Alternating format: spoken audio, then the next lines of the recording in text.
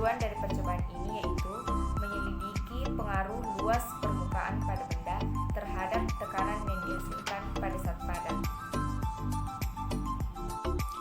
Alat dan bahan pada percobaan ini yaitu 2 buah plastisin yang sama besar dan juga 2 buah koin yang sama besar, sehingga masanya sama.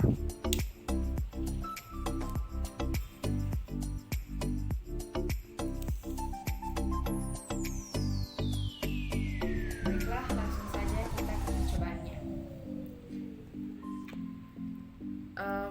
Pada plastisin yang berwarna ungu, kita letakkan uang koin dengan posisi horizontal.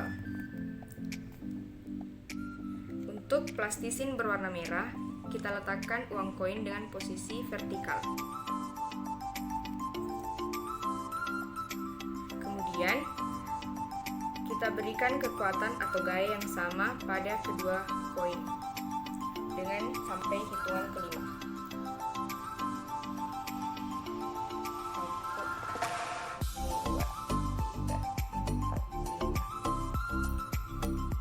Baiklah, kita cabut koinnya.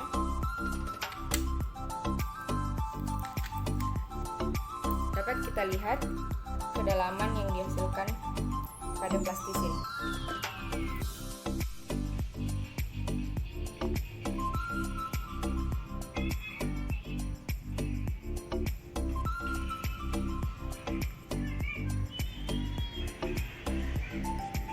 Berdasarkan percobaan yang telah dilakukan tadi, maka hasil yang diperoleh yaitu pada uang koin dengan posisi horizontal yang memiliki luas permukaan yang besar menghasilkan tekanan pada plastisin yang kecil. Terbukti pada plastisin tidak terlalu dalam. Sedangkan uang koin dengan posisi vertikal seperti ini memiliki luas permukaan yang kecil akan menghasilkan tekanan yang besar. Dapat dilihat tekanan yang besar pada plastisin yang berwarna merah. Dapat dilihat dari kedalaman plastisin. Berdasarkan hal tersebut, maka dapat ditarik kesimpulan bahwa semakin besar luas permukaan suatu benda, maka tekanan yang dihasilkan akan semakin kecil. Sebaliknya, semakin kecil luas permukaan benda, maka tekanan yang dihasilkan akan semakin besar.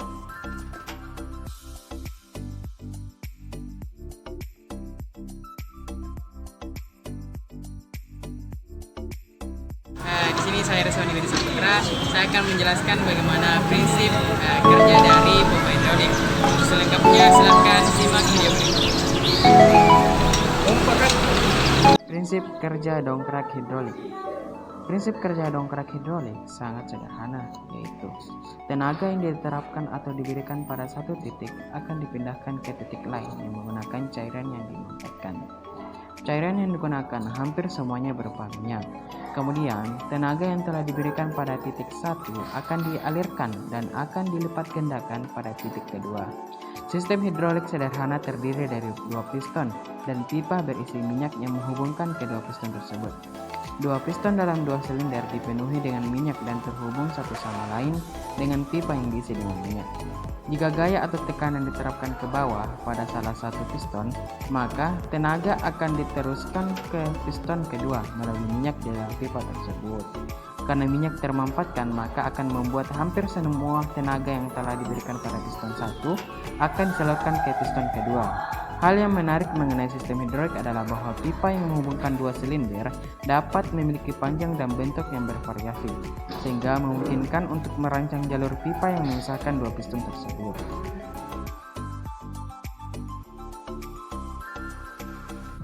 Assalamualaikum warahmatullahi wabarakatuh.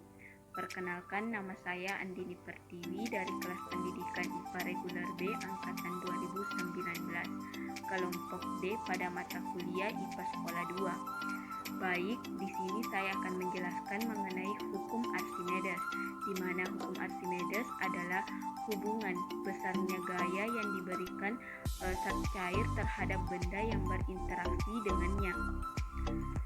Adapun bunyi hukum Archimedes yaitu suatu benda yang dicelupkan sebagian atau seluruhnya ke dalam zat cair mengalami gaya ke atas yang besarnya sama dengan berat cairan yang dipindahkan oleh zat benda tersebut. Dari hukum Archimedes tersebut diperoleh rumus Fa sama dengan ρ dikali G dikali V, di mana Fa adalah gaya ke atas dengan satuan Newton per meter pangkat 2, ρ adalah massa jenis fluida, G adalah gaya gravitasi, dan V adalah volume. Berikut mengenai percobaan tentang hukum Archimedes yaitu telur di dalam zat cair. Tujuan pada percobaan kali ini yaitu menentukan peristiwa terapung, tenggelam, dan melayang pada telur dengan menggunakan hukum Archimedes. Adapun alat bahan yang digunakan dalam percobaan ini yaitu 3 gelas, air, telur, sendok, dan garam. Langkah percobaan yang pertama yaitu dimasukkan telur ke dalam air putih, kemudian terjadi peristiwa tenggelam. Yang kedua yaitu dimasukkan garam 3-5 sendok ke dalam gelas, kemudian diaduk hingga rata.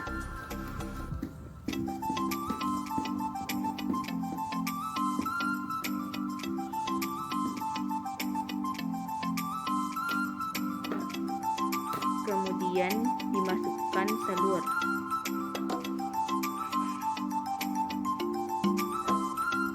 Dan terjadi proses terapung. Yang ketiga yaitu dimasukkan beberapa garam ke dalam gelas, kemudian diaduk hingga larut dan ditambahkan telur, kemudian terjadi peristiwa melayang. Adapun kesimpulan pada percobaan ini bahwa benda terapung karena massa jenis benda lebih kecil daripada massa jenis air. Benda tenggelam karena massa jenis benda lebih besar daripada massa jenis air. Benda melayang karena massa jenis benda dan massa jenis air sama. Dan pada penambahan garam yaitu berfungsi untuk memperbesar massa jenis air. Semakin banyak garam yang ditambahkan ke dalam air, maka semakin besar pula massa jenis air tersebut. Sekian dari saya. Wassalamualaikum warahmatullahi wabarakatuh. Assalamualaikum warahmatullahi wabarakatuh. Perkenalkan, nama saya Ainun Rafika Nur dari kelompok 5. Di sini saya akan mempraktekkan sebuah video yakni kasus 5 tentang tekanan udara. Untuk lebih jelasnya, silahkan simak video berikut.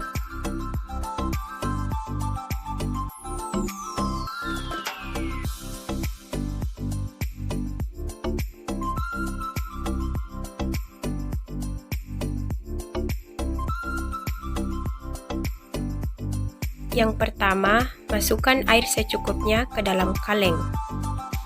Selanjutnya, kaleng dipanaskan hingga air di dalam kaleng mendidih. Setelah air dalam kaleng mendidih, kaleng dimasukkan ke dalam air dengan cepat secara membalik kaleng tersebut.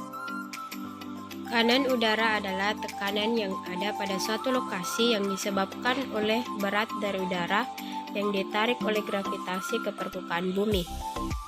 Dalam percobaan ini, kaleng diisi dengan air dan air tersebut dididihkan. Pada saat air mendidih, air meninggalkan kaleng sebagai titik-titik air di udara atau uap. Meskipun kalengnya kehilangan udara di dalamnya, kalengnya belum hancur karena uap air yang ada di dalam udara menekan dari dalam. Umumnya, semakin kamu memanaskan cairan atau gas itu akan semakin mengembang jika berada dalam wadah yang tertutup, sehingga tidak bisa mengembang, cairan atau gas itu menekan lebih besar. Saat kaleng dibalikkan di air es, situasi berubah dalam dua hal. Pertama, kaleng tidak lagi memahami kontak dengan udara karena air menghalangi lubangnya.